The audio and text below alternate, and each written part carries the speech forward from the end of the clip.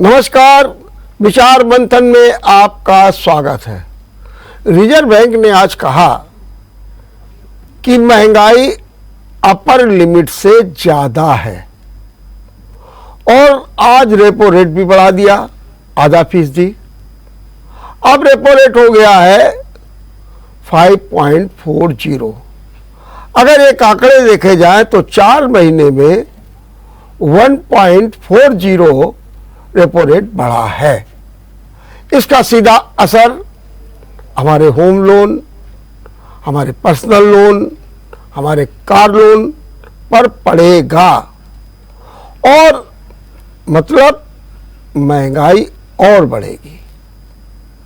सवाल ये उठ रहा है कि महंगाई बढ़ रही है, बेरोजगारी बढ़ रही है और सीधे तौर पर जो आम जन की चीजें हैं जैसे सब्जी है, दाल है, इन पर भी सीधे सीधे इफेक्ट पड़ रहा है। और जो जीएसटी ने तो बाकायदे दूध, दही इनको भी अपनी चपेट में ले लिया है। बच्चों की स्टेशनरी भी उनकी चपेट में आ गई है। लेकिन जब महंगाई के खिलाफ आवाज उठाई जाती है तब फिर होता क्या है कि इसे कहीं ईडी से जोड़ दिया जाता है, कहीं भ्रष्टाचार से जोड़ दिया जाता है। सवाल ये उठता है कि जब रिजर्व बैंक स्वयं ये स्थिति बता रहा है कि महंगाई अपर लिमिट से ज्यादा है, तो फिर वो कौन से कारण हैं जिनके कारण सरकार महंगाई से चिंतित नहीं दिखती है। आज इसी पर चर्चा करेंगे और इस चर्चा में भाग लेने के लिए हमारे साथ 2 मेहमान जुड़ गए हैं। हम आपको परिचय करा दें। हमारे साथ हैं भारतीय जनता पार्टी से धर्म प्रकाश जी गुप्त और कांग्रेस से हैं पवन गुप्त जी। मैं आप दोनों लोगों का बहुत बहुत स्वागत करता हूं। सबसे पहले धर्म प्रकाश जी, आप तो बैंकिंग में भी रहे हैं, आपको रेपो रेट का ज्यादा ज्ञान है, इसलिए मैं आपसे ये जानना चाहता हूं कि जब रिजर्व बैंक अपनी अर्थव्यवस्था को ठीक करने के लिए, उसको रफ्तार बढ़ाने के लिए रेपो रेट को बढ़ा रहा है, ऐसी स्थिति में जब महंगाई बढ़ रही है तो फिर आप लोग माने सीधे सीधे बीजेपी या मोदी सरकार क्यों नहीं चिंतित होती है? और अगर कांग्रेस सड़क पर उतरती है तो फिर आप जो है कहते हैं कि साहब ये ईडी की लड़ाई काले कपड़ों में आई। क्या कहना है आपका? देखिए, सरकार पूरी तरह से चिंतित है। अगर वो चिंतित न होती तो रेपो रेट न बढ़ती।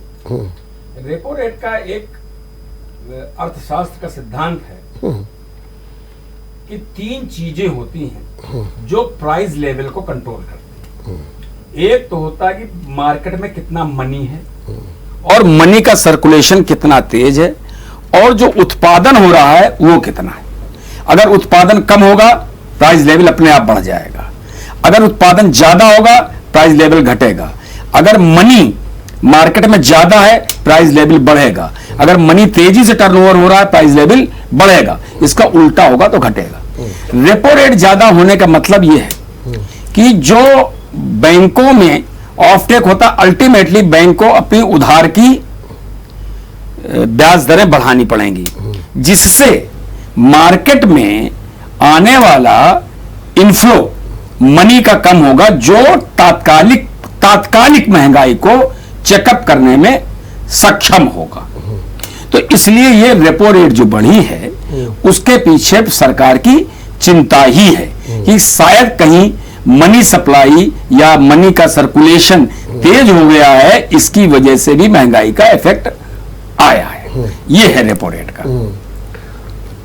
पवन जी, आपने सुना कि रेपो रेट के बारे में बता रहे हैं कि सरकार बड़ी चिंतित है और इसीलिए रेपो रेट बढ़ाया गया है ताकि मुद्रा जो है, जो चलन में आ रही है, उस पर किसी न किसी तरीके से अपने अनुसार उसको संतुलित किया जा सके। देखिए, अभी धर्म प्रकाश जी को सुना हमने, रेपो रेट पिछले 6 महीने में 3 बार बढ़ा गया और 4 से 5.40 पहुंच गया। निश्चित रूप से रेपो रेट का मतलब यही है कि जो बैंकों के पास पैसा आता है उसमें जो रिजर्व बैंक के पास डिपॉजिट रहता है उस पैसे का जो परसेंटेज है उसको रेपो रेट कहते हैं। तो बैंकों के पास फ्लो कम हो जाएगा, ये उसके ऊपर टारगेट है। और जैसा कि अभी धर्म प्रकाश जी ने कहा, मगर मैं उससे सहमत इसलिए नहीं हूं कि जब आपका रेपो रेट बढ़ेगा तो बैंक वो सीधे कस्टमर्स पे डाल देगा। जिन्होंने होम लोन लिया, कार लोन लिया, या इंडस्ट्री में फाइनेंस लिया, या अपने ट्रेड में फाइनेंस कराया हुआ है, उन सब के ऊपर उससे जो उसका एक्स्ट्रा पैसा उसको मिलेगा, जो लागत आएगी उसके ऊपर, उसके ऊपर चार्ज करके बढ़ाएंगे वो। और जब वो व्यापारियों पर, इंडस्ट्रीज पर उस पर इंटरेस्ट रेट बढ़ाएंगे तो निश्चित रूप से वो लोग अपनी जेब से नहीं देंगे, वो बाजार से कवर करेंगे। तो डायरेक्ट तो यही दिखता है भाई। अब आरबीआई किस सोच से कर रही भाई, ये तो अर्थशास्त्री लोग बताएंगे, मगर डायरेक्ट यही दिखता है कि ये जो बढ़ाने से सीधे सीधे मार्केट में इसका इंपैक्ट पड़ेगा और उसमें तेजी आएगी। और इनडायरेक्ट तो ये है ही कि फ्लो कम होगा तो मार्केट में वो होगा, उससे नियंत्रण होगा, महंगाई कम होगी, मगर ऐसा दिख नहीं रहा। लगातार इन्होंने तीसरी बार किया है, मगर उसका कोई अभी तक कोई प्रभाव अभी तक देशवासियों को दिखा नहीं। और अपने चरम स्तर पर बेरोजगारी है, और इस बात को सरकार को मानना चाहिए, उसको नियंत्रण नहीं कर पा रहे और बातों में लगे हैं। जो लोग इन बातों को उठा रहे हैं, जो लोग इन बात को चर्चा देश में कर रहे हैं, कोई विपक्षी दल है या कोई भी अर्थशास्त्री या जो भी है, तो उनके ऊपर ये ईडी और दुनिया भर की कार्रवाई करके उनको दबाने का भी काम कर रहे हैं। ये सुनना नहीं चाहते, समझना नहीं चाहते, सिर्फ अपना उसका दमनकारी जो नीति है, जो एक डिक्टेटरशिप वाली जो नीति, उसको अपनाकर ये उसको दबाना चाहते हैं। मगर जनता देख रही है, समझ रही है। आज भी देखिए कांग्रेस ने पूरे देश में, पूरे राष्ट्रव्यापी आज प्रदर्शन किए महंगाई और बेरोजगारी के विरोध में, और ये बात अपनी जनता की उठाने का काम किया है। मगर अब भाजपा देखिए कब जागेगी, क्योंकि इनको तो मालूम है कि धर्म की राजनीति करने से, 80-20 की राजनीति करने से इनकी सरकारें बनती रहेंगी, होती रहे महंगाई, होती रहे बेरोजगारी, होती रहे और समस्याएं होती रहे, होने दीजिए। हम उसके बल पर द्वारा निर्वाचित होकर आ जाएंगे, तो हमें क्या जरूरत है इन सब बातों में ज्यादा अपनी दिमाग लगाने और करने की। ठीक बात है। धर्म प्रकाश जी, आपने बड़ी अच्छी बात बताई। आपने खैर सैद्धांतिक स्वरूप को ज़्यादा प्रस्तुत किया, लेकिन व्यवहारिक स्वरूप में अगर कोई व्यक्ति 20 साल के लिए 30 लाख का होम लोन लेता है, तो अब उसका जो इंटरेस्ट है 7.55 से बढ़ करके 8.25 हो जाएगा। 25 नहीं, 25 हो जाएगा। हाँ। अच्छा, अब वो अगर उसके पूरे तरीके से आप देखें जो उसकी किस्त होती है, तो कुल मिलाकर के उसके ऊपर महीने में 917 रुपए की बढ़ोतरी होती है, आ जाएगी। अगर वो 40 लाख रुपए लेता है वही 20 साल के लिए, तो उसके ऊपर 1045 रुपए की माहवारी बढ़ोतरी हो जाए। कार में इसी तरीके से 200 से अधिक की बढ़ोतरी उसके ईएमआई में आ जाएगी। तो सीधे सीधे जनता पर असर भी पड़ रहा है, महंगाई भी बढ़ रही है। आप कैसे कह रहे हैं कि उसको संतुलित करने के लिए काम किया जाएगा? मैंने एक शब्द प्रयोग किया था, तात्कालिक जी, क्योंकि ये परमानेंट इलाज नहीं है। ठीक है।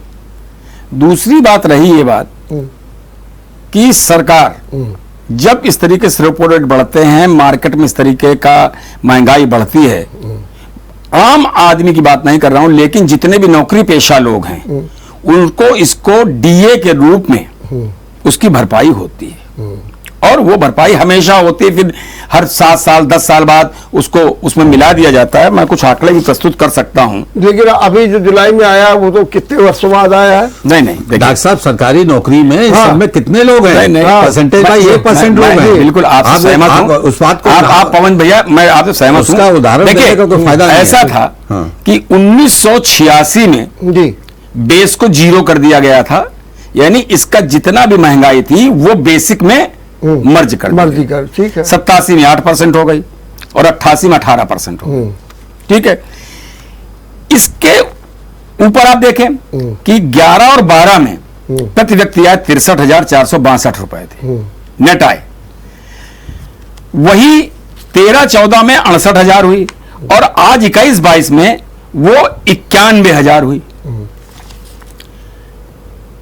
अगर जीडीपी से इसको करें तो 21-22 में 1,50,000 है, जबकि ये 11-12 में 63,000 थी। तो रिपेमेंट कैपेसिटी तो लोगों की बढ़ रही है, और महंगाई बढ़ना, मैं महंगाई बढ़ने का पक्षधर नहीं हूं, लेकिन ये विकास का द्योतक है, विकास का द्योतक है। लेकिन हमें महंगाई का विरोध करने के साथ साथ हमें सकारात्मक उपाय भी बताना चाहिए कि महंगाई कम कैसे हो। इस पर भी हम सबको बैठ के विचार करना चाहिए। ये भाजपा की समस्या नहीं है, ये एनडीए की समस्या नहीं है, ये यूपीए की समस्या नहीं है, आम आदमी की समस्या है कि हम ऐसा क्या करें। तीन ये विकल्प हैं आपके पास, या तो आप इतना ट्रेड बढ़ा दें, या कंजम्पशन कम कर दें। जनसंख्या का विस्फोट इतना तेज है देश में कि जितना प्रोडक्शन होता है वो प्रोडक्शन कम पड़ जाता है, लिहाजा महंगाई उसके लिए है। अब आप दूसरे दृष्टि से सोचिए कि महंगाई में वो चीजें भी शामिल हैं कि आज 16,000 का जूता, 11,000 की जीन्स, 7,000 की टी शर्ट, ये एक सेगमेंट भी डेवलप हुआ है जहां 150 की टी शर्ट दूसरे को पहनने में तकलीफ है, मैं ये भी मान रहा हूं। तो इसके लिए हमको समग्र में कुछ न कुछ बैठ करके, अर्थशास्त्रियों के साथ बैठ करके, ये काम कौन करेगा? नहीं सरकार करेगी, सरकार नहीं। और और अगर आपको कोई चेता रहा है, कांग्रेस आपको चेता रही है, तो आप उस पर गौर भी नहीं कर रहे हैं। महंगाई बढ़ रही है, लोग कह रहे, राहुल गांधी भी कह रहे, प्रियंका गांधी भी कह रही है, अगर आप महंगाई बढ़ रही है तो आप उस पर क्यों नहीं विचार कर रहे हैं? आपने बैठना चाहिए। कब बैठेंगे, क्या करेंगे? हम ये तो अर्थशास्त्री आपके पास है। वर्मा जी आपकी बात से मैं सहमत हो सकता हूं। देखिए, अर्थशास्त्री केवल सरकार का नहीं होता है, अर्थशास्त्री वही नहीं जो सरकार में आईएएस में है, माना ये।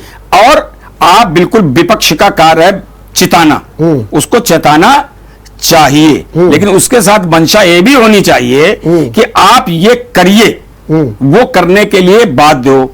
सन 1995 में एक बच्चों की पत्रिका निकलती थी, चक्रपाणी उसके संपादक चंदा मामा, उन्होंने ये बात 95 में लिखी थी कि भाई आबादी बढ़ रही है और शिक्षा का विस्तार भी हो रहा है, लिहाजा सरकार सबको नौकरी नहीं दे सकती, कोई सरकार हो, बेरोजगारी बढ़ेगी, इसलिए हमें समाज को डाइवर्ट करना चाहिए दूसरी सेवाओं की तरफ। आज हम वो नहीं कर रहे हैं, केवल हम हर चीज में मुद्दा बना रहे हैं। भारत का संविधान मेरे हिसाब से, मैं यहां जरा भाजपा से अलग होकर बात कर रहा हूं, दलगत राजनीति का संविधान ही नहीं है। पूरे संविधान में दल बदल का जो अमेंडमेंट हुआ वो हटा दीजिए, कहीं राजनीतिक दल का अगर शब्द आया हो संविधान में नहीं है। कंसेप्ट क्या है हमारा कि पूरे संसद के लोगों का सरकार में रिप्रेजेंटेशन होना चाहिए। दुर्भाग्यवश ऐसा नहीं हुआ और अब वेस्टमिंस्टर प्रणाली पे चले गए। उससे क्या हुआ, केवल पक्ष और विपक्ष रह गया, सकारात्मक राजनीति कहीं खो गई है।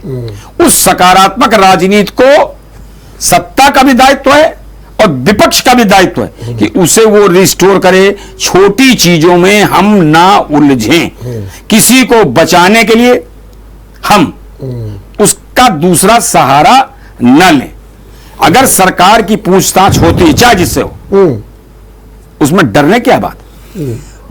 और सरकार अगर ज्यादती करती है तो जनता उसका जवाब देती है, ये हमको भी मालूम है, ये आपको भी मालूम है। डॉक्टर साहब, इन्होंने 3-4 प्रश्न दिए हैं, तो मैं सबका जवाब देना चाहता हूं। बिल्कुल सबका। पहली बात तो इन्होंने कही कि जो कॉस्टली जो शर्ट पैंट खरीदते हैं, फलाना करते हैं, देखिए महंगाई का जो असर है, आप अगर वर्णमाला देखें, ए बी सी डी से जेड तक की अगर बात करें तो ऊपर के ए बी को छोड़ दीजिए और आखिर के एक्स वाई जेड को छोड़ दीजिए, इन 5 को छोड़ दीजिए। जो बीच वाले 21 वाले हैं, बी सी डी एफ वाले, ये जो मध्यम वाले हैं, ये महंगाई से परेशान है। ना ऊपर वालों को कोई अंतर पड़ रहा है और ना नीचे जो सबसे लास्ट 2 कैटेगरी वाले उनको कोई अंतर पड़ रहा है, वो परेशान है। अभी तक क्या था कि इन्होंने जो भी आंकड़ा दिया कि आय बढ़ने का रास्ता अभी नहीं दिखे लोगों को। 12,000 रुपए जिसकी सैलरी है, प्राइवेट सेक्टर की, सरकारी छोड़िए, सरकार में कितने सर्वेंट हैं, प्राइवेट सेक्टर में जिसको 12,000 कमा रहा है, या सैलरी है या अपनी पर्चिंग की दुकान से कमा रहा है, उसका खर्चा जिसका 12,000 में चल जाता था, अब वो 18,300 का उसके लेवल आ गया उसका। अब वो 6,300 रुपए कहां से लाए, कहां कैसे करे, कैसे बच्चों पढ़ाए, कैसे अपनी फीस जमा करे, मतलब ये बात एक अलग हो गई, इसको कैसे करें। दूसरी बात इन्होंने कही, क्या नाम इसका, अरे कांग्रेस के वो सबसे मिल करके, और विकल्प आप बताएं कि नहीं, विकल्प का तो बात है कि देखिए एक लोकतंत्र है, लोकतंत्र के दोनों पहलू, सत्ता पक्ष और विपक्ष, विपक्ष का दायित्व अपना पूरा है, सत्ता पक्ष का अपना दायित्व है। विपक्ष एक ऑडिटर के रूप में काम करता है, एक सजग प्रहरी के रूप में काम करता है, लोकसभा का प्रहरी होता है वो, और उसका काम है कि सत्ता की हर बात के ऊपर पूरी निगरानी रखना, उसको सजगता के साथ उसके हर पहलू की जांच करना। तो विपक्ष लगातार इनको अलर्ट कर रहा है कि आप महंगाई और बेरोजगारी को देखिए। दूसरा इन्होंने प्रश्न उठाया था बेरोजगारी का, बेरोजगारी में इन्होंने आबादी पर डाला। अब देखिए, जब नरेंद्र मोदी जी जब प्राइम मिनिस्टर नहीं बने थे, उनके 5, 6, 8 साल पहले, मैं इनको धर्मप्रकाश जी को जाने कितने टेप दिखा दूंगा, वीडियो दिखा दूंगा, जिसमें इन्होंने महंगाई पर बहुत, बेरोजगारी पर बहुत आक्रमण करते रहे मोदी जी, और बहुत से इनके वीडियो उन्होंने पब्लिक मीटिंग में और अपने प्रेस कॉन्फ्रेंस में उसमें सब बोलते रहे। और उस समय उन्होंने जब 2014 का अपना मैनिफेस्टो जारी किया, उस मैनिफेस्टो में बड़ा स्पष्ट रूप से इन्होंने कहा था कि मैं प्रति वर्ष 2 करोड़ रोजगार दूंगा।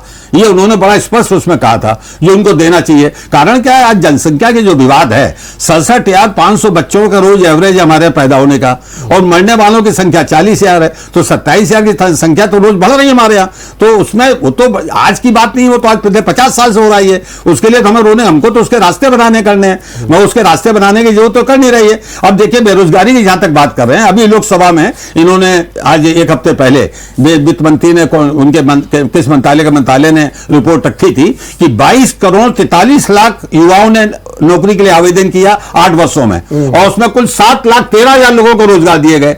यानी 1% भी नहीं, 0.033% लोगों को रोजगार दिए गए। यह स्थिति हमारे युवाओं की है। युवा बढ़ रहे हैं, उनको रोजगार चाहिए। आपने रोजगार के लिए कोई प्रयास किया नहीं, आपने रोजगार देने की बात की नहीं। और जहां तक आप ईडी की और इसकी जांच की बात कर रहे हैं, देखिए अभी ये बात भी, अब मैं लोकसभा की बात कर रहा हूं, अभी 3 दिन पहले सरकारी आंकड़े दिए गए लोकसभा में कि 2004 से 2014 तक ईडी ने 114 केस किए रजिस्टर, उसमें जांचें की, रेड की 114 की, और 2014 से 2022 तक 8 वर्षों में 3281 ईडी ने केस और रजिस्टर किए हैं। 27 गुना केस बढ़ गए हैं। मगर उसमें भी सबसे विशेष बात यह है कि 27 गुना केस में 95% पे 90% विपक्ष के नेताओं के ऊपर है। हमको उनको खुला में चैलेंज करते, एक नाम बताएं, अगर क्या पूरे देश में सब बेईमान उठाई गिरे और भ्रष्टाचारी सब विपक्ष के नेता है, क्या आपके भाजपा के नहीं है? आपके जो भी विपक्ष का नेता जिस पर अगर ईडी की कार्रवाई चली, अगर भाजपा में आ जाता है, उसने गंगा नहा ली, उसके ऊपर ईडी कार्रवाई बिड्डा हो गई, उसके ऊपर से कार्रवाई बंद हो गई। और आपके पास पूरे इसमें 3200 केस, एक भी आपका नेता ऐसा नहीं रहा जो बीजेपी का हो जिसके ऊपर आपने कार्रवाई की हो। ये आपकी मंशा बताता है, ये आपकी सोच से आप करना चाहते हैं, कि ढंग से करना चाहते हैं, कैसे दबाना चाहते हैं, वो आपकी मंशा को ये प्रतीक है इस बात का। आप ये मत कहिए ईडी में कार्रवाई हो, हम उसके साथ हैं। हमारे नेता सोनिया जी, राहुल जी इस ईडी में पेशी में इसके अगेंस्ट भी सुप्रीम कोर्ट जा सकते थे, हम नहीं जाएंगे, नहीं गए। बोले हम ईडी को फेस करेंगे, हम उन्होंने कॉल किया तो हम उसमें जाएंगे, और वो गए उसमें। आपने 51 घंटे और 51 घंटे लोगों से पूछताछ की, उन्होंने को मना नहीं किया, और लगातार आपके 5 दिन गए, 3 दिन गई सोनिया जी, 3 दिन गई, आपको जवाब दिया। हम उसको मना क्या कर रहे हैं? अगर कोई अपराध किया तो आप उसकी जांच करिए, मगर हमारे साथ क्यों? आप एक समानांतर रूप से चलिए, दूसरे जिनने अपराध किया आपके दल के लोगों ने, उसका तो नाम लीजिए। एक केस बताइए आप 3200 में आपने बीजेपी के किसी नेता पे किया हो, और 3200 में 3000 केस विपक्ष के नेताओं पर हैं। ये क्या दर्शाता है? ठीक बात है। हाँ। लेकिन एक बात ये भी कह रहे हैं कि आप महंगाई की बात उठाएं तब तो कह रहे हैं महंगाई तो बहाना है, ईडी का जमाना। सीधे सीधे कह रहे हैं कि ईडी के लिए आप संघर्ष कर रहे हैं, आप महंगाई के लिए नहीं कर रहे हैं। ये सीधे इसीलिए कहते हैं इफेक्ट नहीं पड़ रहा, जनता पर इसका प्रभाव नहीं पड़ रहा। नहीं, ऐसा नहीं है डॉक्टर साहब। हाँ। जनता पर प्रभाव पिछले 8 वर्षों से धर्म की जो एक राजनीतिक रूप से एक स्पष्ट शब्दों में कहें कि अफीम है, अफीम का नशा है, धर्म की अफीम का नशा हो गया। कोई मुद्दा नहीं छू रहा, परेशान है, दिक्कत में है, बकझक करते हैं, सब कुछ करते हैं, मगर जब वोट की बात आती है तो धर्म की राजनीति पे चले आते हैं, वोट दे देते हैं। ये समझ रहे हैं कि उस पर सरकार, इनको जनता इनके कार्यों के ऊपर मोहर लगा रही है, उसको संतुष्ट है, इसलिए इनको वोट दे रही है। ऐसा नहीं है, जनता परेशान है। मगर जहां धर्म की बात आ जाती है तो सबसे पहले हम लोग, सब लोग उसी वर्ग में हैं, हम सब के लिए फिर धर्म पहले हो जाता है, हम लोग उसके प्रति कट्टरवादी हो जाते हैं, तो वहां रवैया अपना लेते हैं, उसका ये समझ रहे हैं, इसको फायदा उठा रहे हैं। ठीक बात। आपने सुना जयप्रकाश जी, कई एंगल से और बड़े गंभीर आरोप लगाए। सबसे बड़ा आरोप तो ये लगाया कि ईडी ने इतने केसेस जो है दाखिल किए, लोकसभा में बताया, इनके मध्य में बताया। हाँ, 5 दिन पहले। हाँ। उसमें जो है एक तो और भी है कि 0.25, तो एक तो उसका वो है वो आउटपुट कि कितने लोगों को आपने सजा कराई, नंबर एक। नंबर दो, ये बात बड़ी गंभीर है कि इतने लोगों में भी आपके पास एक भी बीजेपी का व्यक्ति नहीं है नाम बताने लायक जो आप कहें कि ईडी को उसके घेरे में रखा गया। ये क्यों नहीं संशय उत्पन्न करता? दूसरी चीज, अगर आपसे कोई महंगाई की आवाज उठाए, बेरोजगारी, क्योंकि वो तो राहुल गांधी आज बहुत सीधे बोले हैं कि मैं डरता उड़ता नहीं हूं और मैं तो महंगाई के खिलाफ संघर्ष करता रहूंगा, बेरोजगारी के खिलाफ करता रहूंगा, और उन्होंने कहा लोकतंत्र की हत्या कर दी गई है। क्या मतलब है? सीधा सीधा क्या कहेंगे आप? दो बातें कि जो 3200 केस का हवाला दिया मेरे मित्र ने, उसमें पीयूष जैन भी शामिल है, उसमें कानपुर के मसाले वाले भी शामिल हैं, सराफे वाले भी शामिल हैं। क्या वो कांग्रेसी ही है केवल? नहीं, मैंने नहीं कहा। एक मिनट, आपने भैया, मैं एक स्पष्ट कर दूं, उस धारा पे मत जाइए। 3200 में मैंने कहा 90% आपने 90% मैं 90% व्यापारियों को कोई बात। हाँ, लेकिन धर्मप्रकाश जी, एक बस थोड़ा संशोधन कर लीजिएगा। ये जो बात अभी उठी है ईडी की उठी है, आप इनकम टैक्स को उसमें मत घेर के ईडी नहीं किया, वो ईडी की बात कर रहे हैं, ईडी की आप बोलिए। अब रही बात ये, जिनको अपनी ईमानदारी का बड़ा अभिमान था, ममता बनर्जी को बोरो रुपया निकला, सामने आया, कहां से आ गया? 49 लाख रुपया कार में पकड़ा गया। राजस्थान में, झारखंड में, केरल में नॉन बीजेपी सरकारें हैं, वहां पर कहीं पुलिस के छापे में किसी बीजेपी वाले को पकड़ा गया आज तक? हमारे यहां एक बार बंगारू लक्ष्मण से जो भी गलती हुई हो, क्या हमने उसको डिफेंड किया? हमने डिफेंड तो नहीं किया। मानवर, आप यहाँ पे आप अपने को स्पष्ट कर लीजिए, जो 49 लाख रुपए जो कार में पकड़ा गया, वो असम के मुख्यमंत्री ने तीनों को दिया था, वहां झारखंड की सरकार गिराने के लिए, और उस बात को सिद्ध हो गया है वो, और उसको उन्होंने मना कर रहे हैं कि हमारे रुपया वहां से ले गए, बंगाल वहां से, आसाम से, और कांग्रेस के लोगों को तोड़ने के लिए उनको दिए गए, वहां से तोड़ के लिए। उसमें भी सीबीआई की मांग की जा रही है, तो उसको खारिज कर दिया गया जी। रुपया दिया गया असम के मुख्यमंत्री को, तो क्लियर आ गया। आज अभी देखिए आया कि जो 90 करोड़ का लेन देन है उसमें भी संशय है, लेकिन प्रश्न इस चीज का है कि आप जगते जब हो, जब आपके ऊपर आपत्ति आती है, आप जनता के लिए नहीं जगते हो। हर 3 महीने में राहुल गांधी 4 दिन के लिए विदेश जाते हैं, वो भारत का नेतृत्व कैसे करेंगे? अपनी सरकार, अब भाई साहब मुझे बोले लीजिए, अपनी सरकार का बिल खुद फाड़ देते हैं, वो जनता की राजनीति क्या करेंगे? जाके पाँव न जाए बिवाई, वो का जाने पीर पर आई। राजस्थान में जोधपुर का इंटरव्यू बड़ा पॉपुलर है, अशोक उनका गहलोत जी का। जोधपुर में पानी भरा हुआ है, पत्रकार उनसे सवाल कर रहे हैं, वो कह रहे हैं सोनिया गांधी पर बड़ा अत्याचार हो रहा है। तो आपके नेताओं के, चाहे वो व्यक्तिगत बयान हो या सोचे समझे बयान हो, उसकी वजह से आपके नेतृत्व की इमेज खराब हो रही है। नहीं हो रही, ये आप हैं, आप समझिए, आप मानिए, पूरा देश समझ रहा है, पूरा देश का समझ रहा है, सामने पानी भरा है, नहीं भरा। अरे भाई पानी भरा है, वो कह रहे हैं सोनिया जी को परेशान किया जा रहा है। वो पानी भरने किसने क्या कहा? इतने देश भाई ये 1 लाख घटनाएं, मैं गहलोत जी की बात, कौन सी घटना? मैं गहलोत जी की बात, उसका संदर्भ नहीं लेना चाहते, चलिए कोई बात, मगर उसका कोई मतलब नहीं। मगर आज आप पूरा देश समझ रहा है, पूरा देश समझ रहा है, आप उनके ऊपर लगा उनको दागी बनाना चाहते हैं, ये कह रहे हैं, करना चाहते हैं, पूरा देश जानता है। कौन भैया? आज लगातार सर्वे आ रहे हैं, लोकप्रियता बढ़ रही है, क्यों?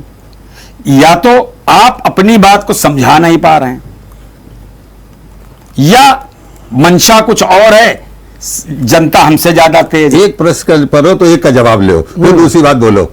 आपने अभी, आप पहले एक बात बोल गए थे, दूसरी बात ये कि राहुल गांधी पे आप कुछ बोल गए तो उसका भी जवाब देना चाहते हैं, मगर जो अभी आपने अभी अंतिम बात कही, देखिए क्या था आपका अभी आप अपनी बात को जनता को समझा रहे हैं। जनता को पूरी तरह समझा रहे हैं। मैंने आपको पहले भी बात बोली कि जहां एक पूरे विश्व के बड़े बड़े विचारवान लोगों ने, जो बड़े बड़े थिंकर्स ने बात विश्व में कही है 200 वर्षों में, कि जिस देश में धर्म हावी हो जाता है या धर्म की कट्टरवादिता आ जाती है, फिर वहां की जनता कुछ और नहीं सुनना चाहती और वो देश गर्त में भी जाएगा। ये बड़े बड़े वैचारिक लोगों ने कहा है। आप इस समय धर्म की जो अफीम वो खाए हुए हैं, हम चाहे जितना समझाएं वो सुनना ही नहीं चाहते, समझना नहीं चाहते। वोट के टाइम पे वो करते हैं, आप समझो लोकप्रियता हो रही है। आप 80-20 में देश को बांटे हुए हैं और उसके बाद पे आप कहेंगे आपकी लोकप्रियता बढ़ रही है। अच्छा, आपकी लोकप्रियता बढ़ रही थी। आपकी आज सरकार जो केंद्र में बैठी हुई है वो 40% पे तो बैठी हुई है, 60% तो विपक्ष का वोट है। आपने 60% ने तो आपको वोट नहीं दिया, 40% ने तो वोट दिया। ये पहली बार नहीं कह रहे हैं। आप तो 27% और 28% पर राज्य करते रहे। कह तो रहे आपसे, आप ये तो कह रहे हैं। हम ये दावा तो नहीं कर रहे कि हमारी लोकप्रियता बढ़ रही है। चुनाव आप ये मत कहिए आपकी लोकप्रियता बढ़ रही है। बिल्कुल, आप धर्म के नाम पर, धर्म के नाम पर राजनीति कर रहे हैं, धर्म के नाम पर लोगों को जोड़ रहे हैं, धर्म के नाम पर आप कर रहे हैं। मेरे सुन लीजिए, आप लोगों ने 20% की तुष्टीकरण करके राजनीति चलाई। नहीं, ऐसा नहीं है। ऐसा ही है, हर वर्ग को देखा। ऐसा ही है। नहीं, आपका ये कहना है, ये आपकी राजनीति। आप भाई, अगर आप पिछले चुनाव के आंकड़े उठा लें, आप कितना आप देख लीजिए। अरे हमारे साथ, कांग्रेस के साथ दलित, ब्राह्मण, मुस्लिम, हर वर्ग साथ रहता था। 399 में, अरे सुन लीजिए, आज से 399 में 384 लोगों की जमानत, कहा ना, जमानत जब्त हो गई। मैंने कहा ना आपसे कि जब धर्म की अफीम फैलाए हुए, धर्म के नाम पे चुनाव करा रहे हैं, कांग्रेस धर्म की राजनीति नहीं करती। धर्म के तो रामपुर में क्या हुआ? नहीं, कहीं रामपुर में क्या हुआ? रामपुर में क्यों बीजेपी जीत गई? कहां? आजम खान से। कहां आजम खान से क्यों जीती? वो आंकड़े सामने क्यों जीती? रामपुर में क्यों जीती? वहां जो आपने वोट नहीं करने दिया हमको, मुस्लिम को। रामपुर के नवाब के मुसलमान नहीं है, आपने मुस्लिम को वोट नहीं करने दिया। ये कहां से आजमगढ़ में जीता? आज रामपुर में जो जीता, मुस्लिम को वोट पूरा 2 दिन से टीवी में आ रहा था कि आपने उनकी वोट परसेंटेज 39% रह गई। पूरे टीवी चैनल में आ रहा था। तो 39% का मुस्लिम 39% नहीं, 39% वोट वहां तो 52% मुस्लिम तो उन्होंने 52% मुस्लिम है। आप जीत नहीं सकते थे। आपने उनकी वोटिंग क्यों नहीं गया? पूरा जुड़ गया। क्यों नहीं गया? आप धर्म की राजनीति करके हम उसको मानने तैयार नहीं। आप धर्म की राजनीति, अगर उससे आप अपने को सिद्ध करेंगे तो धर्म की राजनीति नहीं है। अगर हम धर्म की राजनीति कर रहे हैं, पार्टी धर्म की राजनीति नहीं करती। हम धर्म की राजनीति कर रहे हैं तो फिर काहे कि लिंगायत समुदाय में जाके दीक्षा, धर्म व्यक्तिगत हमारे देश का नहीं है, नहीं है लिंगायत बात की। कर्नाटक में चुनाव इसलिए आप लिंगायत करते ही नहीं, बिल्कुल नहीं, इस बात की दिक्कत है।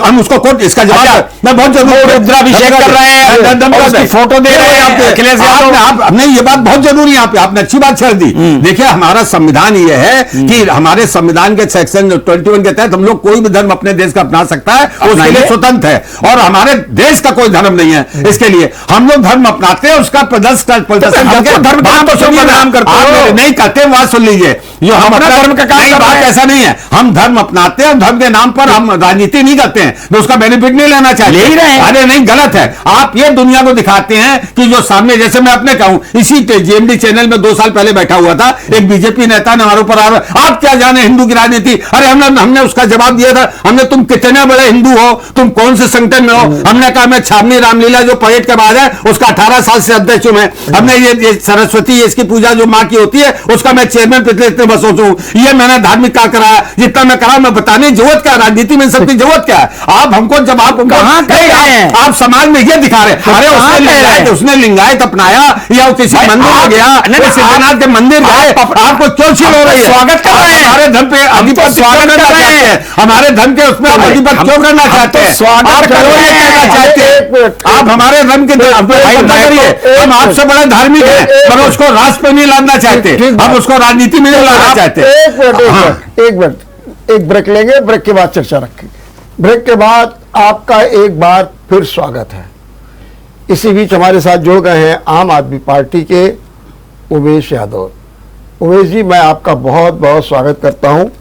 उमेश जी, अभी लगातार चर्चा हो रही है, चर्चा का एक बिंदु घूम फिर करके ये आ रहा है कि महंगाई तेजी के साथ बढ़ रही है।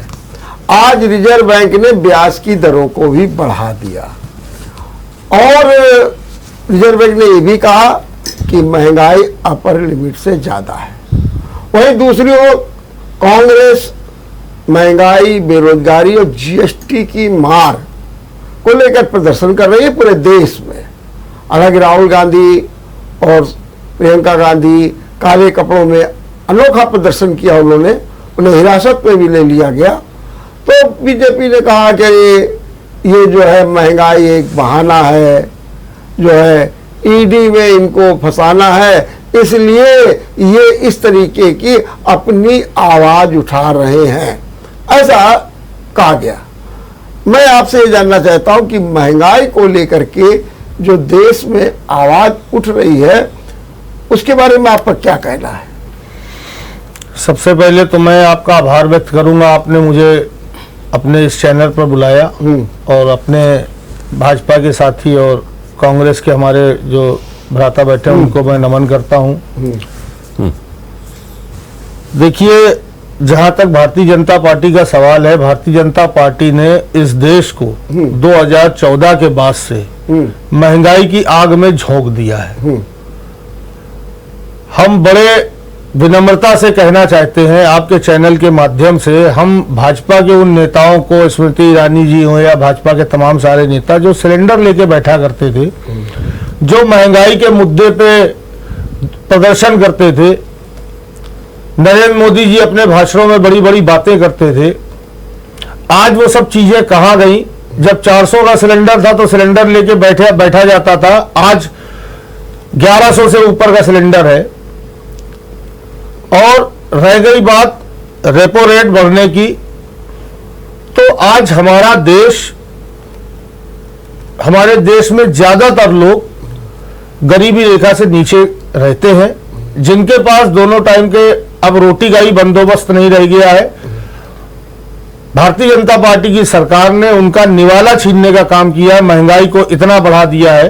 खाद्य पदार्थों पर जीएसटी लगाने से तो ये सीधा संदेश दिया मोदी सरकार ने कि हम तुमको भरपेट खाना भी नहीं खाने देंगे। और रह गई रेपो रेट की बात, तो अब किसी ने टीवी फाइनेंस करा रखा है, किसी ने फ्रिज लोन पे ले रखा है, किसी ने मोटरसाइकिल ले रखा है, किसी ने वॉशिंग मशीन ले रखा है, किसी ने कार ले रखा है, और बहुत से लोग अपने जीवन भर की जमा पूंजी लगा के कोई घर खरीदने का सपना रखते हैं, उन्होंने घर लिया है।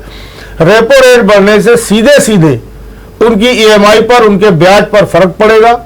आज आदमी महंगाई की मार झेल रहा है, और ऐसे में रिजर्व बैंक का रेपो रेट बढ़ाने का मतलब है कि आम आदमी के ऊपर दो ही मार। बात है, लेकिन जो कांग्रेस प्रदर्शन कर रही, विरोध कर रही है, उसको लेकर के तमाम जो है कांग्रेस पर ही लांछन लगाए जा रहे हैं, इसके बारे में आपका क्या कहना है?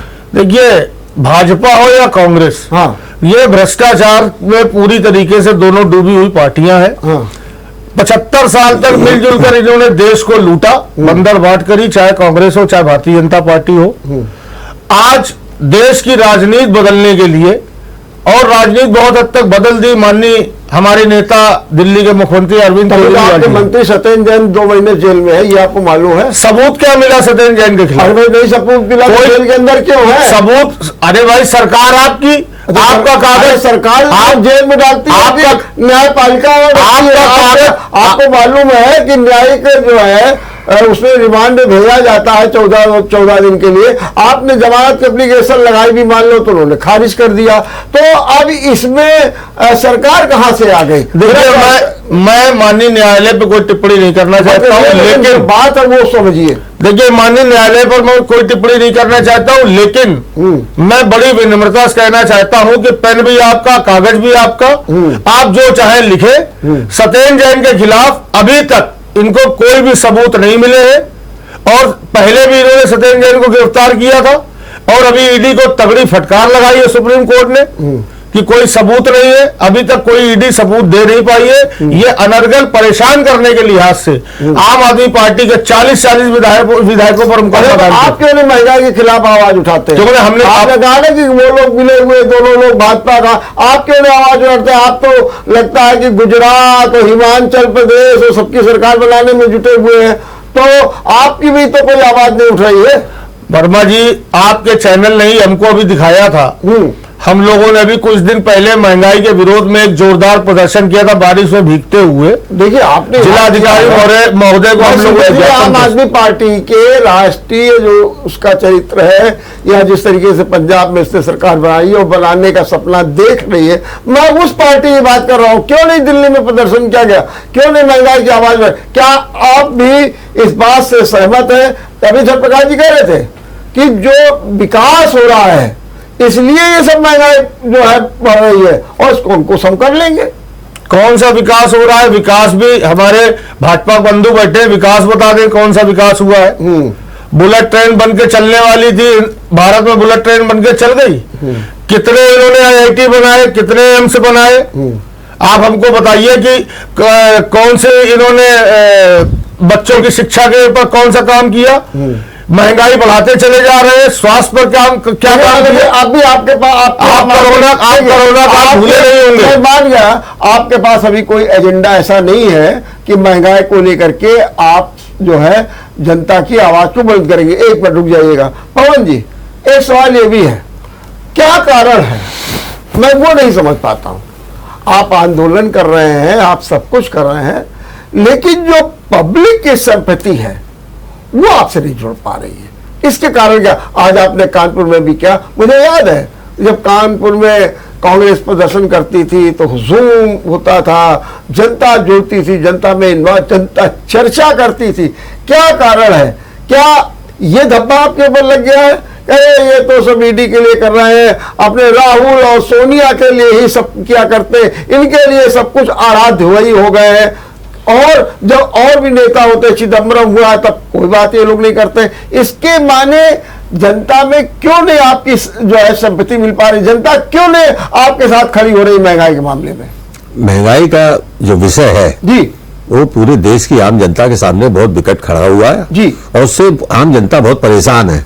मैंने आपसे भी लगातार 2 बार पहले भी बोला यहाँ पर कि जो धर्म की अफीम खाए हुए जहां बैठे हुए हैं, जब ये धर्म की बात आ जाती है तो आदमी सबसे पहले उसमें कट्टरपंथी हो जाता है और कट्टरवादिता के साथ वो अपना निर्णय ले लेता है, वोट दे देता है। इनको ये मालूम है कि अगर हम इनको धार्मिक संवेदनशील वातावरण को बना दें और धर्म के नाम पर यहाँ उत्तेजित करेंगे तो 80% हमारे साथ आ जाएगा। उसमें जो कम पड़ेंगे धर्म निरपेक्ष के नाम पर नहीं मिलेंगे हमें, बाकी तो वोट मिल जाएगा। ये हो रहा है, तो जनता उसके आगे नहीं सुनना चाहती। नहीं कि जनता, लेकिन अगर आप ये अफीम की बात करें तो आपको उत्तर भारत में तो दिखाई देगी, लेकिन आप दक्षिण चले आइए, पूर्वोत्तर राज्यों में चले आइए, वहां तो आपको नहीं दिखाई देगी। नहीं, वहां इतने नहीं है धर्म के प्रति। तो वही मैं आपसे पूछ रहा हूं, तो वहां से ही क्यों नहीं उबाल करंट क्यों नहीं होता? मुझे मालूम है, कभी मैं एक बीजेपी के व्यापारी नेता से बात कर रहा था, मैंने कहा कि भाई आप लोग आवाज क्यों नहीं उठाते?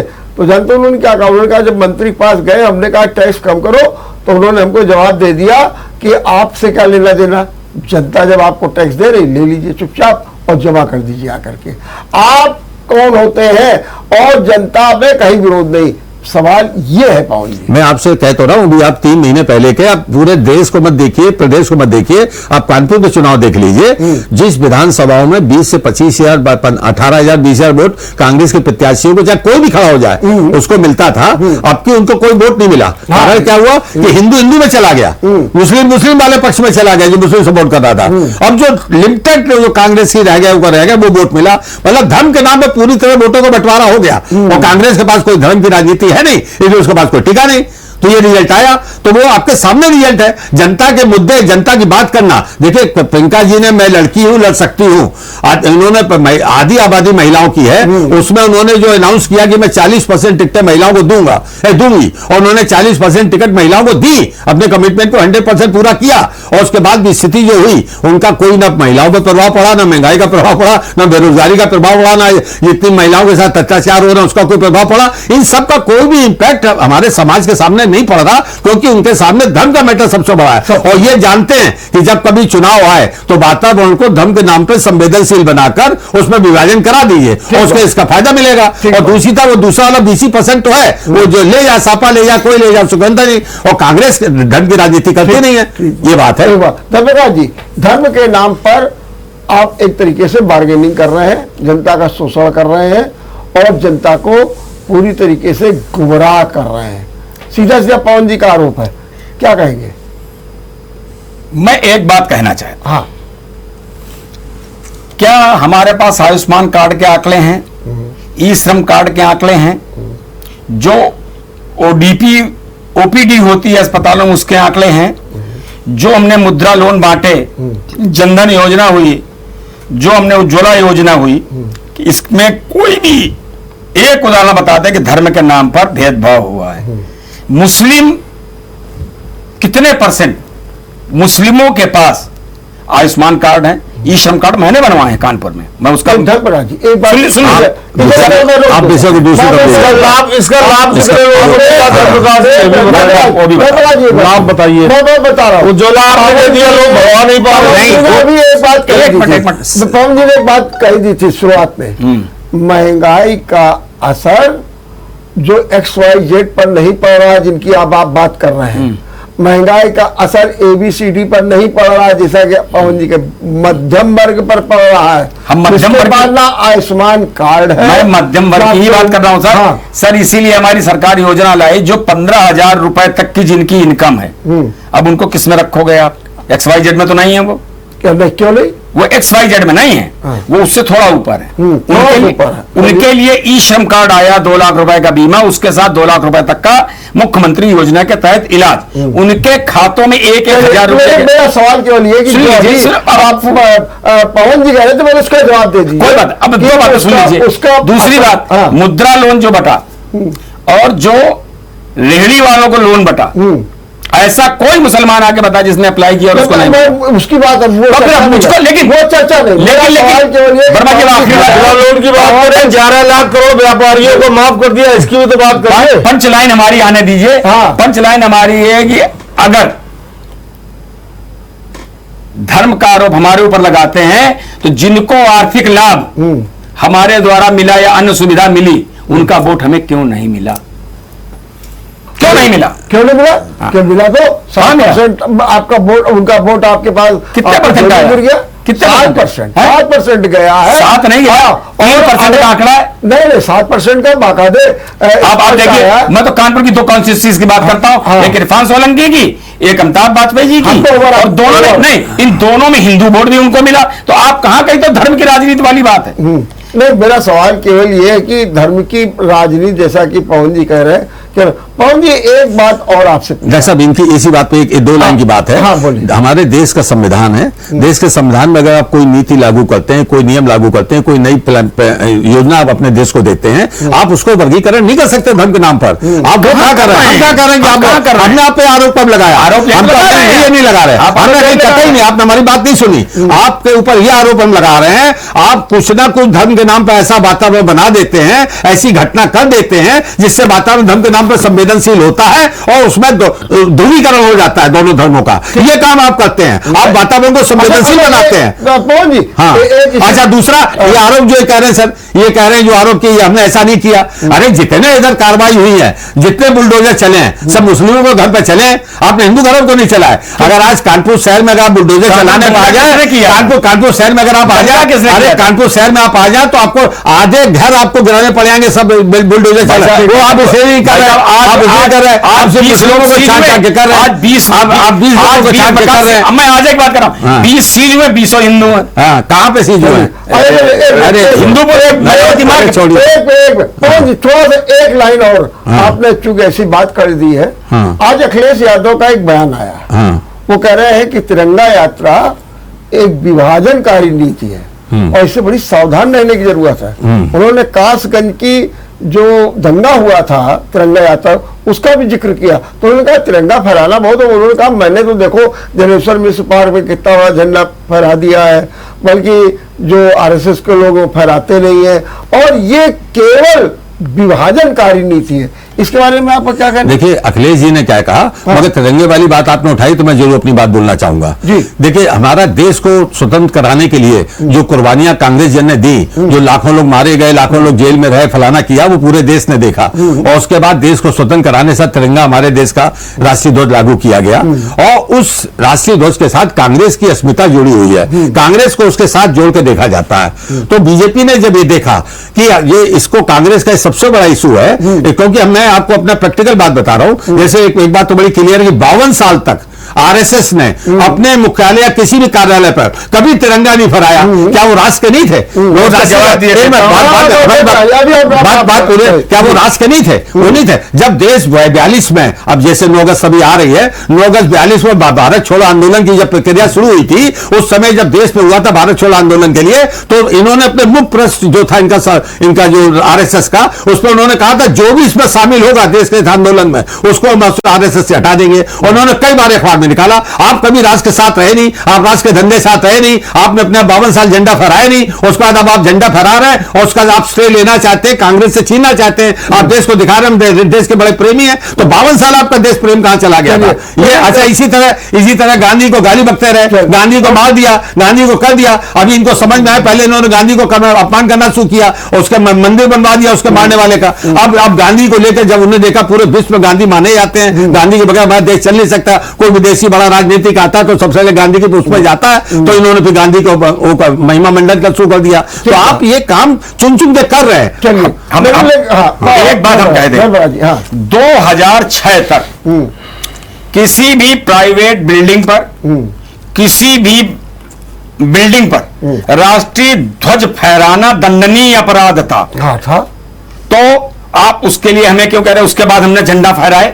मानव लाल चौक पे 15 अगस्त और 26 जनवरी में कहीं राष्ट्रीय ध्वज नहीं है, ये दोनों दिन फ्री है, ये दोनों दिन फ्री है। आपने उसमें कभी नहीं फहराया, आपने कभी नहीं फहराया। नहीं सर, दोनों फ्री है, आप कहीं भी आप फिर से फहरा सकते हैं। वर्मा जी, इसमें एक्ट को मैंने कल फिर पढ़ा, आपने संशोधन कर दिया। कल नियम तो ये था कि तिरंगा झंडा सूर्यास्त के बाद फहराया जाएगा और सूर्योदय पर लगाया जाएगा, से सम्मान लगाया जाएगा। और वो भी आपको बता दें, सरकारी बातों से कलेक्ट्रेट, राजभवन, लोकसभा, राष्ट्रपति भवन, इन पर लगाया जाएगा। लेकिन 2 राष्ट्रीय पर्व, गणतंत्र दिवस और स्वतंत्रता दिवस पर आप पूरी तरीके से झंडे को कहीं भी फहरा सकते। हम लोग बचपन से लगाते रहे, हाथ में लेने का था। ना हम लोग बचपन से मैंने कल एक्ट को पढ़ा, कोई कार्रवाई मैंने एक्ट को पढ़ा, इसलिए मैं कह रहा हूं, वो आप एक्ट देख लीजिए। दूसरी बात, आरएसएस ने कभी भी राष्ट्रीय ध्वज का अपमान नहीं किया। फहराया क्यों नहीं? 52 साल आज आप फहरा रहे हैं,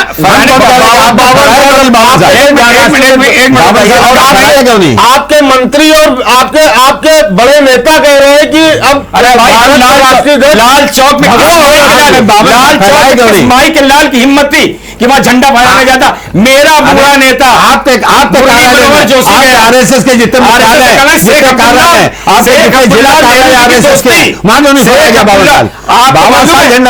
मालूम है सन 21 में टीडीपी के साथ आपने समझौता करके सरकार चलाई, बिल्कुल चलाई भाई। आप किसी पे उंगली तब उठा सकते हैं जब आपका गिराबान चलाई, आपका गिराबान कहां से चलाई? इसमें आज जिस उसके आप जेल में डालते हैं, उसकी जेल में डालते हैं, गलती करेगा आप उसके साथ सरकार चला रहे हैं। लड़का चोरी करेगा उसको कश्मीर में नरसंहार हुआ तब आपकी सरकार, आप सरकार में नहीं थे। एक मिनट, ये कहा जा रहा है कि अब आंदोलन राजनीतिक दल इसलिए नहीं करते हैं कि उसका कारण ये है कि उनके पीछे ईडी लगा दी जाती है, नंबर 1। और नंबर 2 बात ये भी कही गई है कि जो इंस्टीट्यूशंस हैं हमारे, न्यायपालिका, मीडिया, अब उन पर भी ऐसा कुछ शिकंजा हो गया है कि स्वतंत्र नहीं रह गए। ये राहुल गांधी ने भी अपनी बात कही है। दूसरी चीज उनका ये भी कहना है कि लोकतंत्र की हत्या हो रही है बार बार। क्या कहेंगे इस बारे में? वर्मा जी, वर्मा जी, आज आपने कहा कि लोग ईडी के डर से बोलते नहीं है। आप देखिए, आज पूरे भारत में हमारे नेता राज्यसभा सांसद माननीय संजय सिंह जी जिस तरीके से हर मुद्दे पर आवाज उठाते हैं, जिस तरीके से हर मुद्दे पर पुरजोर तरीके से सरकार का विरोध करते हैं, उनको निलंबित कर दिया जाता है। उन्होंने अभी पूरे प्रदेश भर में हम लोगों को निर्देश दिया, हम लोगों तो कांग्रेस के भी किए गए, जो दूसरे दलों के भी किए गए। हम लोगों ने पूरे उत्तर प्रदेश में, पूरे उत्तर प्रदेश में हमने महंगाई के विरोध में आंदोलन किया, प्रदर्शन किया। हमारे नेता संजय सिंह ईडी से नहीं डरते, हमारे नेता केजरीवाल जी ईडी से नहीं डरते, क्योंकि ना हम गलत करते हैं, हम भ्रष्टाचारी नहीं है। जो भ्रष्टाचारी है उनको ईडी का डर है। आम आदमी पार्टी के नेताओं को ईडी का डर नहीं है। सत्येंद्र जैन जी को इन्होंने फर्जी उठा के बंद किया, अभी तक उनको मंत्रिमंडल से हमारे मोदी केजरीवाल जी ने इसलिए बर्खास्त नहीं किया क्योंकि वो ईमानदार है और बेदाग छूट कर आएंगे। चलिए धर्मराज जी, एक बहुत बड़ा आरोप ये भी लग रहा है कि आप केंद्रीय जो गुप्तचर एजेंसियां हैं उनका आप इसलिए दुरुपयोग कर रहे हैं ताकि विपक्ष एक ना हो पावे, और 2024 का चुनाव आपके सामने। दूसरा एक ये भी है कि राष्ट्रपति चुनाव और उपराष्ट्रपति के चुनाव में आपने अपने हथकंडे से विपक्ष को बिखेर दिया है, इसमें भी दो राय नहीं है। ये भी आरोप लग रहा है कि आप विपक्ष को एक नहीं होने देना चाहते हैं, क्योंकि आपको मालूम है कि जिस दिन विपक्ष एक हो गया उस दिन जो है हमारा जो सपना है वो फिर साकार नहीं हो पाएगा। वर्मा जी, हाँ, हम राजनीति क्यों करते हैं? हाँ, भारत हो या पूरी दुनिया हो, राजनीति आप करते हैं कि आपने अपनी कुछ नीतियां सोची हुई हैं, उसके आधार पर सरकार बनावें और अपनी नीतियों को स्थापित करें। अगर जनता को पसंद आती है आपको कंटिन्यू करेगी, जनता को पसंद नहीं आती आपको लात मार के भगा देगी। अगर ने द्रौपदी मुर्मू को, महामहिम को आदिवासी क्षेत्र से लाए, हमने क्या अपराध कर दिया? हमें यह बताओ गलती क्या है? हम विपक्ष को क्यों एक होने दें जब आप क्यों होने दें? हमें तो आप न होने दिए तो नीतियों से, राजनीति से न होने दीजिए कि आप नीतियों से तो कर रहे हैं। ईडी को बुला करके भाई ईडी में ये बताओ, हमने ममता बनर्जी के लिए कौन सी ईडी लगा दी? क्यों बंगाल में पार्टी की एजेंसियां हो गई, बंगाल में कार्रवाई, दिल्ली में सत्येंद्र जैन के ऊपर कार्रवाई, महाराष्ट्र में संजय राउत के ऊपर कार्रवाई, दिल्ली में सोनिया राउत के ऊपर कार्रवाई। आप कर क्या रहे हो ईडी के अलावा? एक हमें उपयोग के अलावा आप जो स्टेट की कोई बड़ा नेता ना पार्टी छोड़ी, ना टीएमसी छोड़ा, ना कांग्रेस छोड़ी। केरल में कितने आ रहे?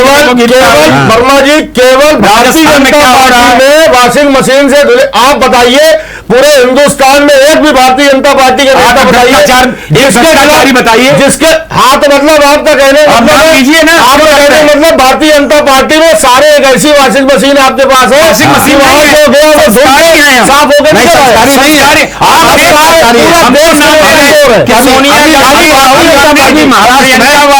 आने वाले समय में बेईमानी, आने वाले समय में सब खुलेगा। लंबे समय तक आप नहीं रहिए, आने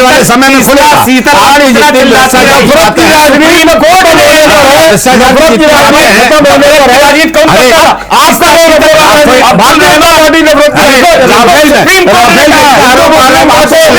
राफेल के ऊपर आप पे आरोप लगे, आप पे चावल ले जाते, आप पे आरोप लगे, शिवराज पाटिल में राष्ट्रीय अध्यक्ष के ऊपर रिश्वत लेके पकड़ा गया, निकाला पार्टी के लिए पैसा दिया, फंड करता हूं उसको, लेकिन वो बोरो वाले नोट पास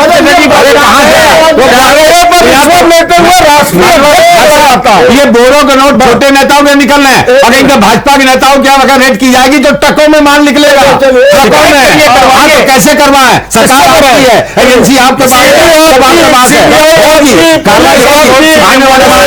हमारा, आपसे बड़ा भ्रष्टाचारी कोई नहीं है। एक मिनट धर्मराज जी, एक बात हमको समझाए, क्योंकि अब आखिरी क्वेश्चन भी है, क्योंकि मुझे समझ भी करना। हाँ, धर्मराज जी बताइए, आप कह रहे बार बार कि वो चोरी की है, भ्रष्टाचार के, जेल भिजवा दो। काहे के लिए 12 से और 22 साल 10 साल तक हो रहा है, अभी आपकी जांच नहीं पूरी है, प्रोसेस चल रहा है। इसको भाई आप क्या चाहते हैं कि इसको सुलगाते रहो? ऐसा नहीं, ऐसा है। आप एक मिनट, हाँ। वर्मा जी, आप लगातार कोर्ट जाते हो, एक एप्लीकेशन डाली, सुनवाई हुई, वहां कोर्ट ईडी के अगेंस्ट गए, उसने कहा हम ईडी में हस्तक्षेप नहीं करेंगे। कौन ने? कोर्ट ने कहा क्या? हाँ, तो नहीं कर रहे हैं तो उसमें क्या तो चल रहा है, फिर जांच हो रही है, तो जांच हो रही है। ईडी क्यों इतने दिन में जांच चल रही है? मेरा सवाल ये जो आपने आप ये चाहते हैं, सीधा सीधा आरोपी है कि आप चाहते हैं कि ऐसा माहौल बनाए रखो, इनकी छवि खराब होती रहे, ये मनोबल इनका गिरता रहे, ये अपने राजनीतिक उद्देश्य के ये बारे में आफ्टर कुछ थॉट, सोचें। 16 में ईडी ने केस ड्रॉप कर दिया था और 19 में आके फिर उसने केस खोल दिया। आप समझिए, पहले ड्रॉप कर सुब्रमण्यम स्वामी ने जाके कोर्ट में खुलवाया। किसी ने भी कहा, सुब्रमण्यम स्वामी ने नहीं खुलवाया, उसने केस आया, वो हमने अब भी सुन रहे थे, उसने केस उसने किया था, केस की बातें थी, मगर ईडी ने द्वारा ऐसे कौन से तथ्य उनको मिल गए जो 4 साल पहले नहीं मिले और 4 साल बाद जी के दंगे में, अरे भाई 84 अभी तक कौन से आरोप कौन से मिल गए? आपके पास इतना 30 सेकंड। ठीक है बढ़ा आगे 30 सेकंड बोलिए उमेश जी बोलिए। वर्मा जी, हम अपने भारतीय जनता पार्टी के साथी से और आपके चैनल के माध्यम से भारतीय जनता पार्टी के से ये कहना चाहते हैं कि ऐसी कौन सी वॉशिंग मशीन, ऐसा कौन सा वॉशिंग पाउडर है जो कांग्रेस या दूसरी पार्टियों को भी, आम आदमी पार्टी साफ सुथरी है, दूसरी पार्टियों को भी दे दिया जाए कि वो भी साफ सुथरे बन जाए और ईडी सीबीआई का दुरुपयोग रुक जाए। चलिए बहुत बहुत धन्यवाद धनप्रकाश जी, बहुत बहुत धन्यवाद पवन जी, और बहुत बहुत धन्यवाद उमेश जी। आप लोगों ने बहुत अच्छे ढंग से अपनी बातचीत की। निश्चित रूप से महंगाई एक विकट समस्या है और इसका निदान होना चाहिए, विपक्ष को आवाज उठाना चाहिए, लेकिन निश्चित रूप से विपक्ष भी कहीं ना कहीं मजबूर और असहाय लाचार दिखाई दे रहा है। अब उसके कारण कोई ये धर्म की बात हो या फिर केंद्रीय एजेंसियों का भय हो या फिर कुछ अन्य, लेकिन 2024 तक लगता है ऐसे ही सियासत सुलगती रहेगी। देखते रहिए विचार मंथन। नमस्कार। अगर आपको हमारा वीडियो पसंद आया हो तो हमें लाइक करें, सब्सक्राइब करें और ज्यादा से ज्यादा शेयर करें, और हाँ, बेल आइकॉन दबाना ना भूलें ताकि हर खबर का अपडेट आप तक पहुंचे तुरंत। आप हमें इंस्टा, ट्विटर और फेसबुक पर भी फॉलो कर सकते हैं। हमारी आईडी है @JMT News Flash।